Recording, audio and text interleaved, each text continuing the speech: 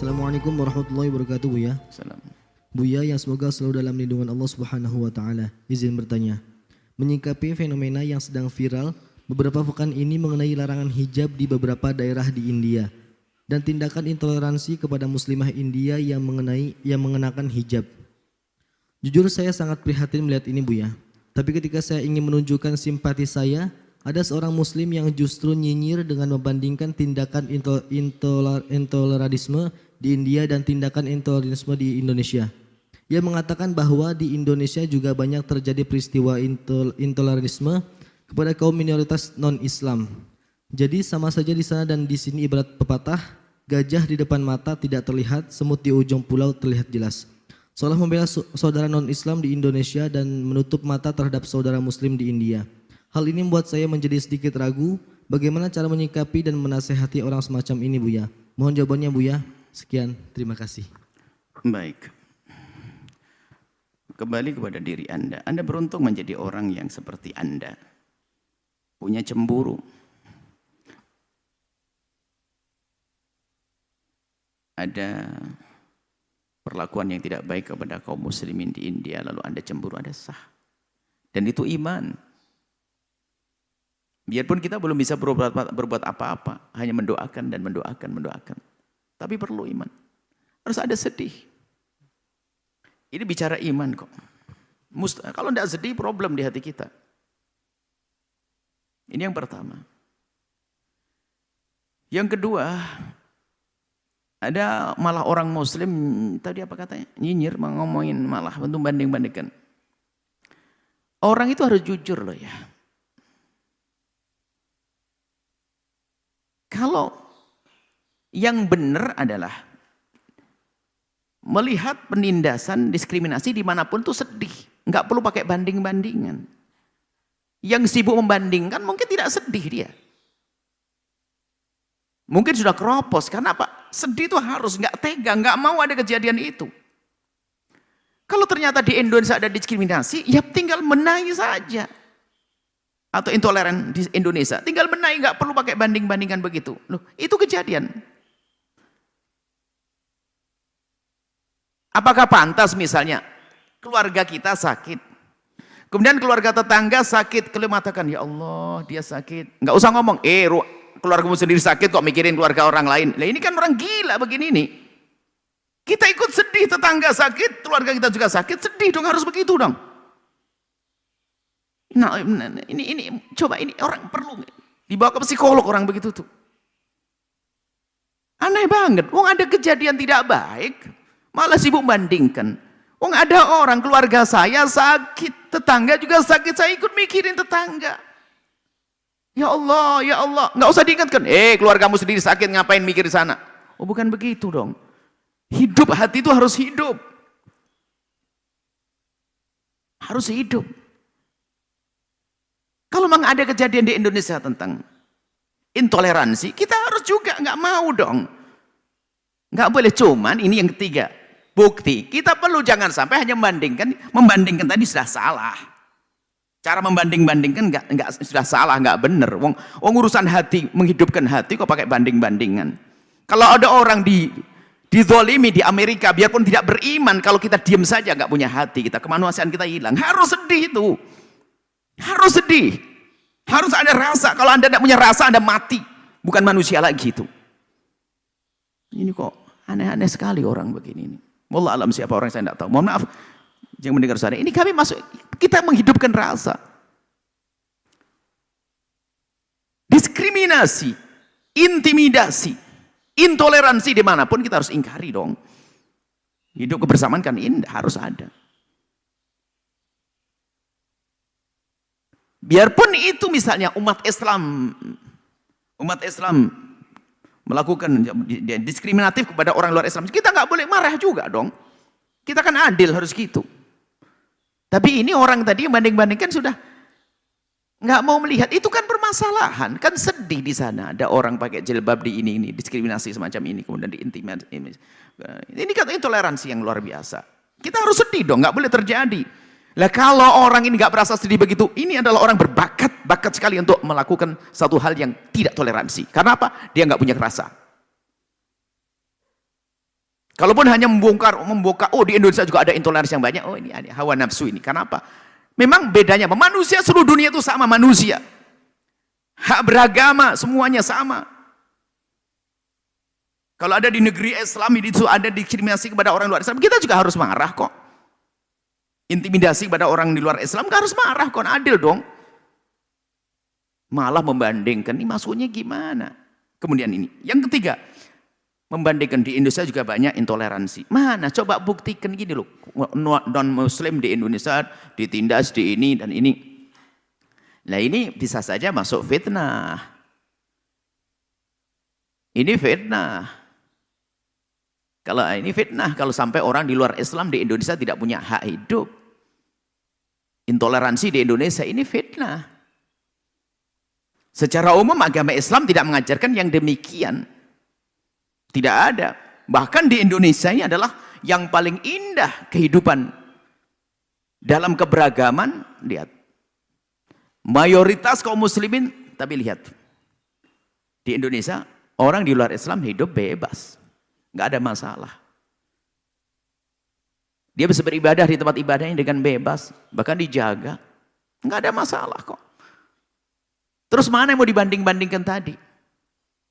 Mana ada pelarangan ke tempat ibadah? Ada pelarangan misalnya, mohon maaf, misalnya. Kalau ada pasti salah. Kalau ada orang Islam melarang, mohon maaf saudara kita dari kaum Kristiani yang pakai salib, kalau ada orang Islam melarang, pasti orang Islam salah. Ini orang agamanya sendiri, kok ngapain? Ada orang Islam melarang ke gereja, pasti salah. Itu ngapain dilarang ke gereja? Cuman masuk ini, bandingkan orang ini tuh yang mana? Mohon maaf ini perlu dijelaskan. Kita tidak pengen ada orang sok jadi pahlawan, tapi dia jadi bikin kerusuhan malahan. Bikin kerusuhan. Sudahlah, sudah indah di Indonesia itu indah.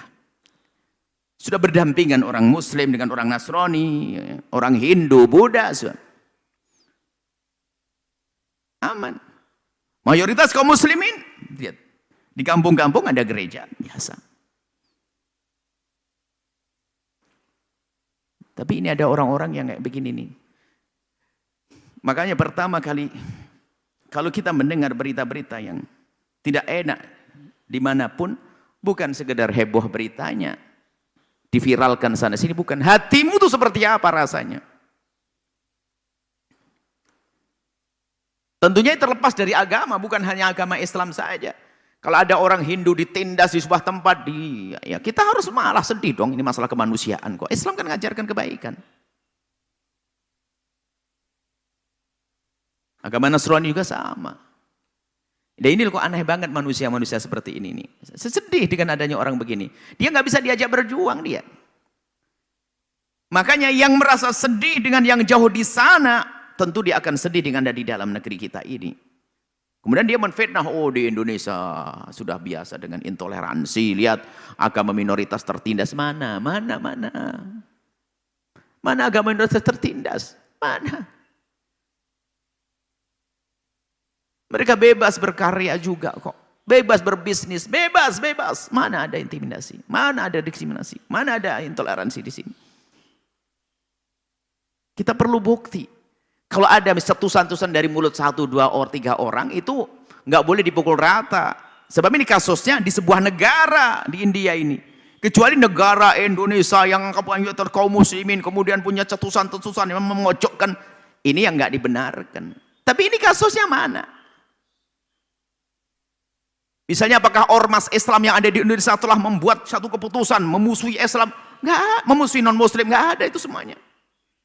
Atau negara Indonesia yang mayoritas kaum muslimin lalu diskriminasi kepada, nggak ada itu semuanya.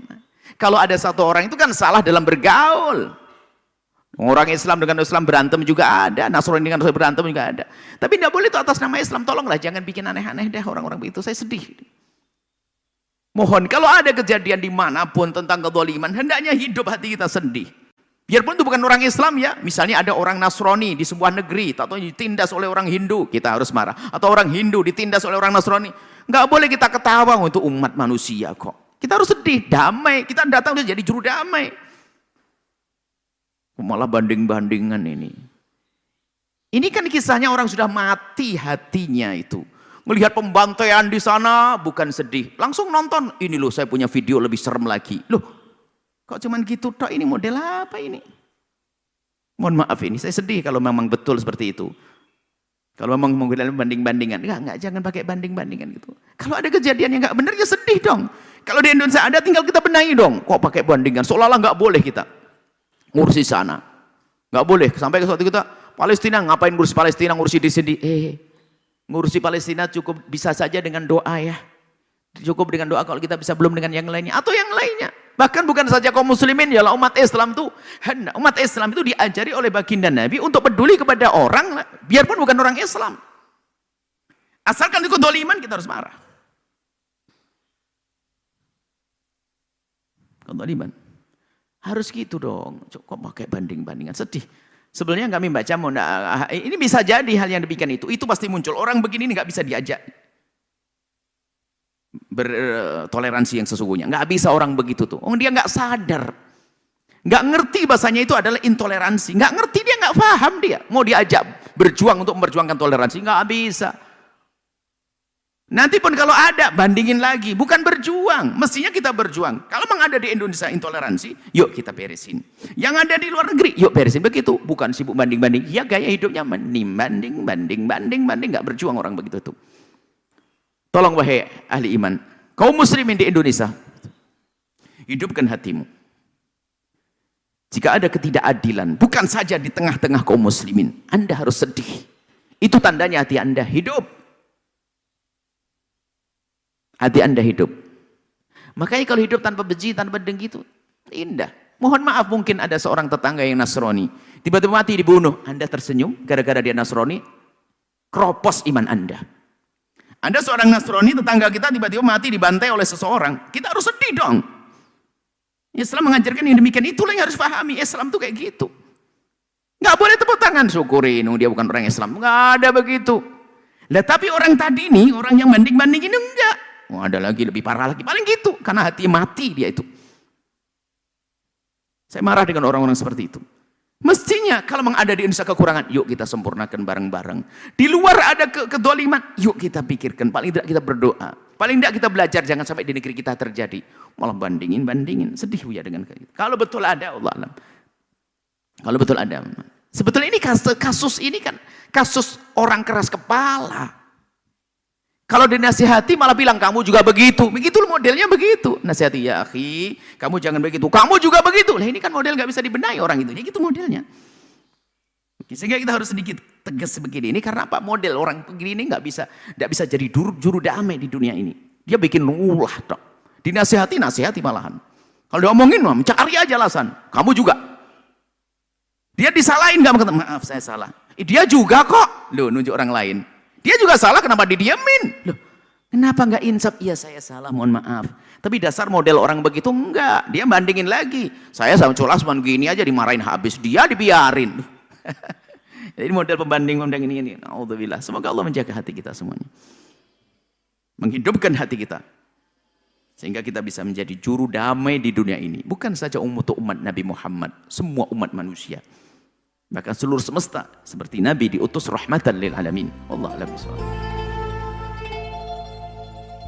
Sahabat Al-Bahjah TV, setelah menyaksikan video ini, jangan lupa bersolawat kepada baginda Nabi Muhammad. Shollu ala Nabi Muhammad. Allahumma sholli alaihi wa ala alihi wa sahbihi.